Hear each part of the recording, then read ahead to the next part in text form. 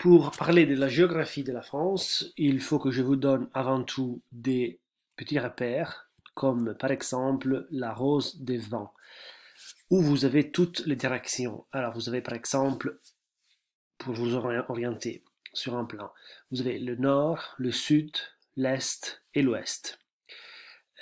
Pour les points cardinaux, il faut utiliser la préposition articulée à plus article. Donc ce sera au nord, au sud, à l'est, à l'ouest. On peut faire un peu de phonétique. Rappelez-vous que le lettre CH, comme l'exemple Autriche, le son est ch, donc Autriche. L'accent grave, comme vous l'avez ici, c'est l'accent, la E ouverte. Donc c'est comme Norvège ou Grèce. Tandis que l'accent aigu, c'est la E fermée, comme Algérie, suédois. D'accord? La même chose, c'est pour les OU. Donc, quand vous avez les lettres OU, vous avez le son OU, comme Roumanie et Luxembourg. Et quand vous avez la lettre U, vous avez le son U, comme Russie, Portugal. Ça, c'est une petite révision de phonétique. Alors, on va commencer la géographie de la France par les frontières. Vous avez 8 pays qui ont une frontière avec la France. Vous avez au nord-est la frontière avec la Belgique et le Luxembourg. Attention, la Belgique, c'est du féminin, et le Luxembourg. À l'est, vous avez la frontière avec l'Allemagne et la Suisse. Au sud-est, vous avez la frontière avec l'Italie et la principauté de Monaco. Et au sud, vous avez la frontière, sud-ouest plutôt, vous avez la frontière avec Andorre et l'Espagne. Donc vous avez au total 8 pays qui ont une frontière avec la France, une frontière terrestre. Alors vous avez par exemple la France, où vous avez le français et les Français, sont les habitants de la France. La langue est le français et la capitale, Paris. Le drapeau est bleu, blanc, rouge. Il y a d'autres pays qui parlent français en Europe, notamment la Belgique, le belge, les Belges. En Belgique, ils parlent français, mais aussi ils parlent néerlandais. La capitale est Bruxelles, le drapeau est noir, jaune et rouge.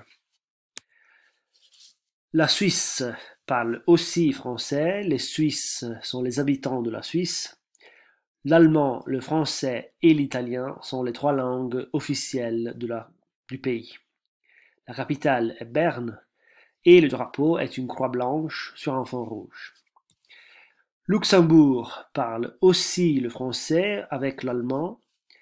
La capitale est Luxembourg, le drapeau rouge, blanc, bleu ciel.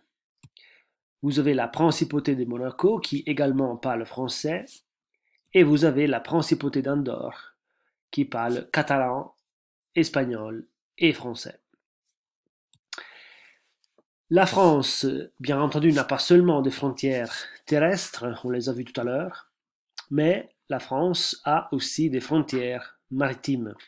Notamment au nord, il y a la frontière avec la Manche, donc il y a le mer de la Manche. À l'ouest, on a l'océan Atlantique et au sud, on a la mer Méditerranée. Donc il y a au total 3 frontières, au nord, à l'est, à l'ouest et au sud.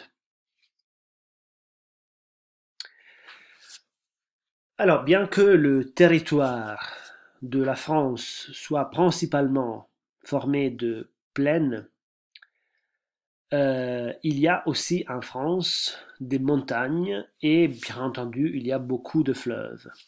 Alors les montagnes les plus importantes de la France sont les Alpes au sud-est, à la frontière avec l'Italie, les Pyrénées qui se trouvent au sud, à la frontière avec l'Espagne, le Massif central qui se trouve comme le nom déjà le dit, au centre de la France.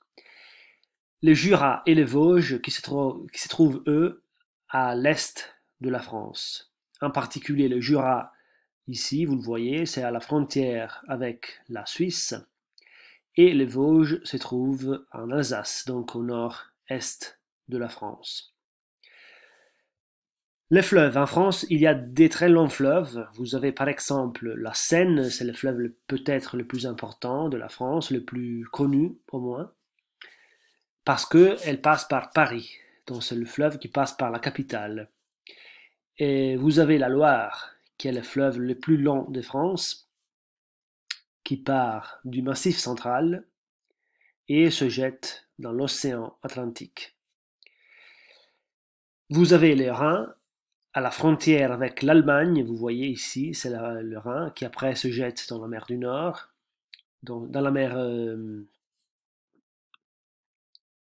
oui, qui se jette dans la mer du Nord, et vous avez le Rhône au sud-est de la France qui se jette ici, pas loin de Marseille, dans la mer Méditerranée, et finalement vous avez la Garonne à l'ouest de France qui part des Pyrénées et se jette lui aussi dans l'océan Atlantique, pas loin de la ville de Bordeaux.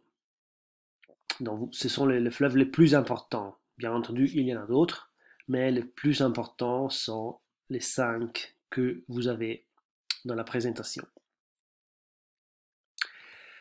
Vous avez aussi au large de la côte française et italienne, vous avez l'île de la Corse, que elle aussi a pas mal de montagnes, et donc c'est les montagnes de Corse. Alors, vous avez aussi les villes. Pour parler de géographie, il faut parler aussi de villes. Alors, bien entendu, vous avez au nord de France, vous avez la capitale de la France, c'est la ville de Paris. Et vous avez ensuite les autres deux villes qui forment les trois villes les plus importantes et plus peuplées de France, sont la ville de Paris, de Lyon et de Marseille. Donc, Lyon et Marseille sont, après la ville de Paris, les villes les plus peuplées et les plus importantes du pays. Ensuite, vous avez d'autres villes, par exemple au nord, vous avez la ville de Lille à la frontière avec la Belgique, vous avez la ville de Strasbourg à la frontière avec l'Allemagne, là où il y a aussi le Parlement européen. Vous avez au sud, pas loin de Marseille, vous avez la ville de Nice et la ville de Monaco-Monte Carlo, c'est la capitale de la principauté de Monaco. Vous avez au sud aussi Toulouse et Bordeaux. Et à l'ouest de France, vous avez la ville de Nantes. En Corse, par contre, vous avez le chef-lieu de la Corse, c'est la ville d'Ajaccio, qui se trouve au sud-ouest de la Corse.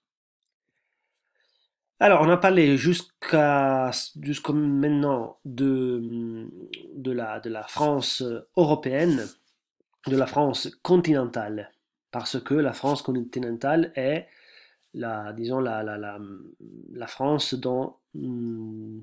que nous connaissons le plus. Alors, vous avez, il vous dit dans cette image que la France continentale s'appelle aussi hexagone parce que la France rassemble, la forme de la France rassemble celle d'un hexagone, vous voyez. Mais cette image vous dit aussi que la métropole, ça veut dire la France continentale, la France européenne, l'hexagone, représente le 80% du territoire français total. J'espère que vous avez bien compris. Ça veut dire que la France européenne est le 80% du territoire français total. Et oui, parce que la France a aussi des territoires qui sont français, 100%, qui se trouvent ailleurs. Donc ils sont des territoires qui ne seront pas en Europe, qui sont dans des endroits différents de la planète, mais qui sont partis eux aussi de la France, de la République française. Je vous ai mis les territoires les plus importants, et surtout, rappelez-vous de la Guyane, parce que c'est les territoires les plus grands.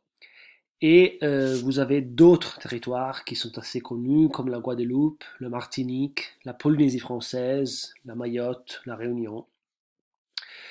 Tous ces territoires qui sont souvent des îles, d'accord, donc ce sont des petites îles qui se trouvent dans le monde, sont partie de la France. Ça veut dire sont partie de la République française. 100%. La Guyane, je vous ai dit tout à l'heure, c'est les territoires les plus grands, c'est les départements, les territoires d'outre-mer le plus grand entre tous les territoires. Et vous voyez dans le plan que je vous ai mis à droite, vous avez la Guyane dans les territoires de France. Donc ça, c'est le territoire de la Guyane comparé au territoire français. Donc vous voyez, c'est un territoire assez grand. Après, vous avez d'autres territoires qui se trouvent, qui sont partis, bien entendu, des territoires d'outre-mer, qui sont dans cette image sur le plan de la France, justement pour comprendre le rapport qu'il y a entre les territoires d'outre-mer et la France. Alors, la Guyane, de toute façon, est le territoire le plus grand, et il se trouve, comme vous voyez ici, au nord du Brésil. Donc ça, c'est partie de la France.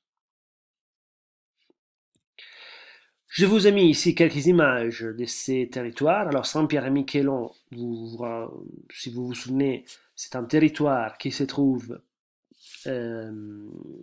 pas loin de la côte du Canada. Donc c'est un territoire assez froid quand même. Il y a 5600 habitants qui sont des habitants français, qui ont un passeport français, qui habitent Saint-Pierre et Miquelon. Vous voyez, c'est un panorama assez froid. La Guadeloupe, par contre, c'est un territoire qui se trouve dans la mer des Caraïbes, donc assez chaud. Par contre, il y a 400 000 habitants, donc c'est un territoire peuplé. Et vous voyez, c'est un climat tout à fait différent par rapport à Saint-Pierre-et-Miquelon.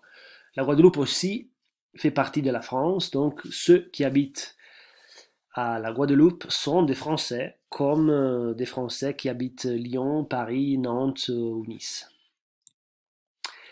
Finalement, je vous ai mis aussi des images de la Polynésie française. C'est un territoire qui se trouve dans l'océan Pacifique, donc pas loin si vous voulez, de la Nouvelle-Zélande. C'est quand même loin de la Nouvelle-Zélande, mais c'est entre les États-Unis, vous voyez, et la Nouvelle-Zélande. Il s'agit d'un archipel de beaucoup d'îles qui forment tout ensemble la Polynésie française. Au total, il y a 260 000 habitants, bien entendu avec un passeport français, qui habitent la Polynésie française. Vous avez finalement, avant de conclure, le monde francophone. Le monde francophone est le monde qui parle français. Donc ça veut dire ce sont des territoires qui à l'époque peut-être étaient des colonies françaises, que aujourd'hui ont maintenu le français comme langue officielle, voire administrative, voire nationale. Dans tous ces territoires d'Afrique, les gens parlent français. D'accord? Ils ne sont pas partis de la France, mais ils parlent français. Juste un peu de lexique avant de conclure. Alors, je vous ai mis les mots les plus importants que peut-être vous devez utiliser. Donc, vous avez le pays, la nation, l'habitant ou les habitants, la langue, la capitale, le drapeau. Vous vous souvenez peut-être de la France. Le drapeau de la France est bleu, blanc, rouge. La frontière, c'est une ligne qui sépare deux pays. La rose de vent, la terre ou la mer. Le prince, le roi ou le président sont les différents chefs d'État qui président un pays. La ville ou le continent, vous avez vu que la francophonie s'étend sur plusieurs continents. Fleuve, montagne, côte, île et colonie. Colonies sont les anciens territoires qui aujourd'hui parlent encore français.